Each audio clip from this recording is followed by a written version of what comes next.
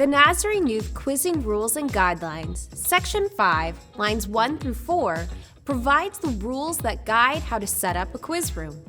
These should be reviewed in company with this video.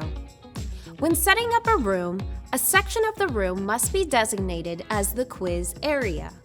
The quiz area will be the space occupied by the officials, competing quizzers, and each team's substitute and coach. Spectators such as parents, other quizzers, or even an additional coach or substitute are not allowed to enter this area during a quiz round. Quizzers are not allowed to leave this area during a quiz round, whether they are active or substitute, without the quizmaster's permission.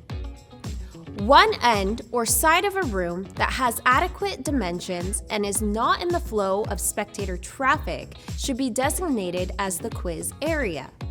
The majority or entirety of a room may be used if little to no spectator space is needed. A recommended minimum space for the quiz area would be 16 by 12 feet. Once the quiz area has been determined, a platform area is then created within the quiz area. The platform is designated for the active quizzers' seating and for answering questions, making challenges, appeals, rebuttals, and a captain calling a timeout. The platform will be a large section within the quiz area, giving space for quizzers to sit, jump, and move in front of their seats. In this area, stable, hard-seated chairs should be placed in a line or slightly arced across, 4 for each team, 8 total for 2-team rounds, and 12 for 3-team rounds. The chairs should face an official's table, which will parallel them. Ideally, there should be 6 feet of space between the quizzers' chairs and the official's table. The official's table needs to be long enough to allow a quizmaster and content judge to sit behind it facing the quizzers and wide enough to hold the equipment being used for the quiz round. A sturdy 4 by 1.5 foot table should be considered a minimum. The table should be positioned in such a way that the quizmaster is sitting centered to the quizzer's seats in the platform area.